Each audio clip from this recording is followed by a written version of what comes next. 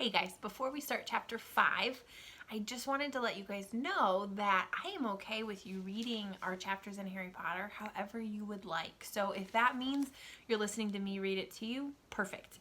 If that means your family has it and you want to read the chapter, that's perfect as long as you're understanding what you're reading.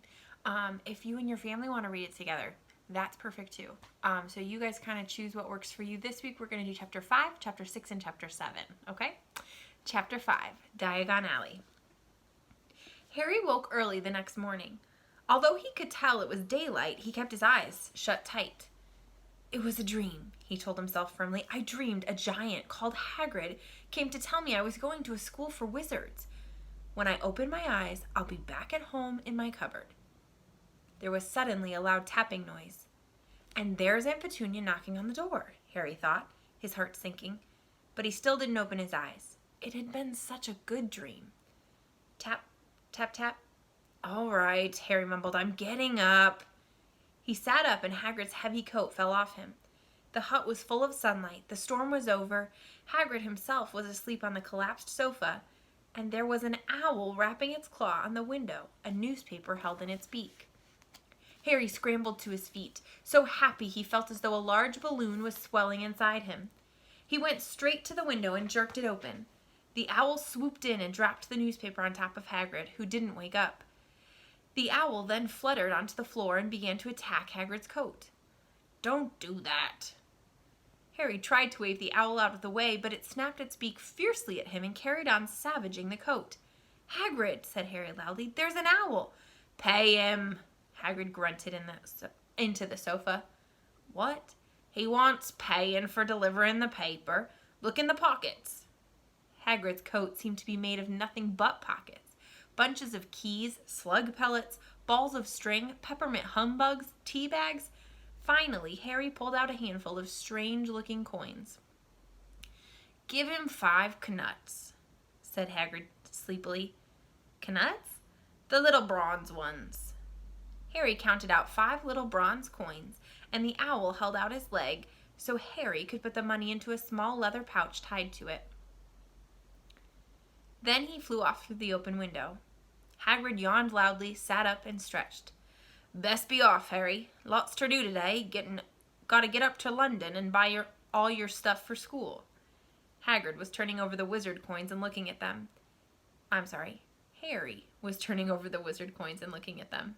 He had just thought of something that made him feel as though the happy balloon inside him had got a puncture. Hagrid? Said Hagrid, who was pulling on his huge boots.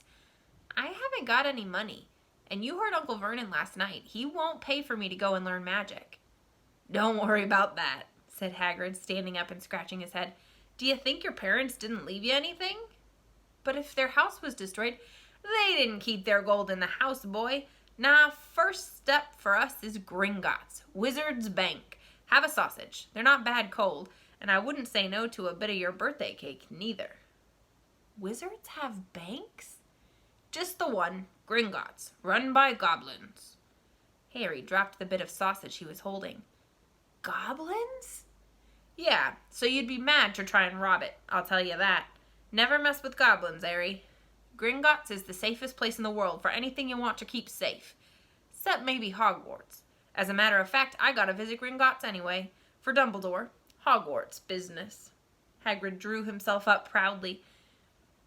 He usually gets me to do important stuff for him. Fetching you, getting things from Gringotts. Knows he can trust me, see? Got everything? Come on, then. Harry followed Hagrid out onto the rock. The sky was quite clear now, and the sea gleamed in the sunlight. The boat Uncle Vernon had hired was still there, with a lot of water in the bottom after the storm. How did you get here? Harry asked, looking around for another boat. Flew, said Hagrid. Flew? Yeah, but we'll go back in this. Not supposed to use magic now I've gotcha. They settled down in the boat, Harry still staring at Hagrid, trying to imagine him flying. Seems a shame to row, though, said Hagrid, giving Harry another of his sideways looks. If I was to, speed things up a bit, would you mind not mentioning it at Hogwarts? Of course not, said Harry, eager to see more magic. Hagrid pulled out the pink umbrella again, tapped it twice on the side of the boat, and they sped off toward land. "Why would you be mad to try and rob Gringotts?" Harry asked. "Spells, enchantments," said Hagrid, unfolding his newspaper as he spoke. "They say there's dragons guarding the high-security vaults, and then you gotta find your way. Gringotts is hundreds of miles under London, see? Deep under the underground. You'd die of hunger trying to get out, even if you did manage to get your hands on summit." Harry sat and thought about this while Hagrid read his newspaper, The Daily Prophet. Harry had learned from Uncle Vernon that people liked to be left alone while they did this, but it was very difficult. He'd never had so many questions in his life. "Ministry of Magic messing things up as usual," Hagrid muttered, turning the page. "There's a Ministry of Magic?" Harry asked before he could stop himself. "Course," said Hagrid. "They wanted Dumbledore for minister, of course, but he'd never leave Hogwarts. So old Cornelius Fudge got the job. Bungler if ever there was one. So he pelts Dumbledore with owls every morning asking for advice." "But what does a Ministry of Magic do?" "Well, the main job is to keep it from the muggles that there's still witches and wizards up and down the country." "Why?" "Why? Blimey, Harry. Everyone be wanting magic solutions to their problems. Nah, we're best left alone." At this moment, the boat jumped gently into the harbor wall. Hagrid folded up his newspaper, and they clambered up the stone steps onto the street. Passers-by stared a lot at Hagrid as they walked through the little town to the station. Harry couldn't blame them. Not only was Hagrid twice as tall as anyone else, he kept pointing at perfectly ordinary things like parking meters and saying loudly, "See that, Harry? Things these muggles dream up, eh?" "Hagrid," said Harry, panting a bit as he ran to keep up, "did you say there are dragons at Gringotts?" "Well, so they say," said Hagrid. "Crikey, I'd like to see a dragon." "You'd like one?" "I wanted one ever since I was a kid. Here we go." They had reached the station. There was a train to London in 5 minutes' time. Hagrid, who didn't understand Muggle money, as he called it, gave the bills to Harry so he could buy their tickets. People stared more than ever on the train. Hagrid took up 2 seats and sat knitting what looked like a canary yellow circus tent. "Still got your letter, Harry?" he asked as he counted stitches. Harry took the parchment envelope out of his pocket. "Good," said Hagrid. "There's a list there of everything you need." Harry unfolded a second piece of paper he hadn't noticed the night before and read, "Hogwarts School of Witchcraft and Wizardry. Uniform. First-year students will require 1. 3 sets of plain work robes, black. 2. 1 plain pointed hat, black, for everyday wear. 3. 1 pair of protective gloves, dragon hide or similar. 4. 1 winter cloak, black, silver fastenings. Please note that all pupils' clothes should carry name tags. Course books, so these are the books they need.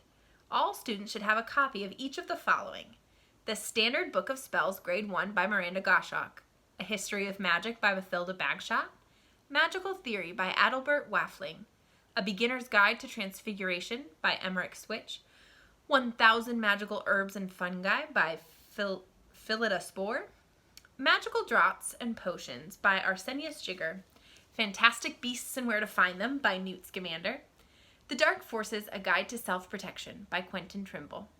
Other equipment: 1 wand, 1 cauldron, pewter, standard size 2, 1 set glass or crystal phials, 1 telescope, 1 set brass scales. Students may also bring an owl or a cat or a toad. Parents are reminded that first years are not allowed their own broomsticks. "Can we buy all this in London?" Harry wondered aloud. "If you know where to go," said Hagrid.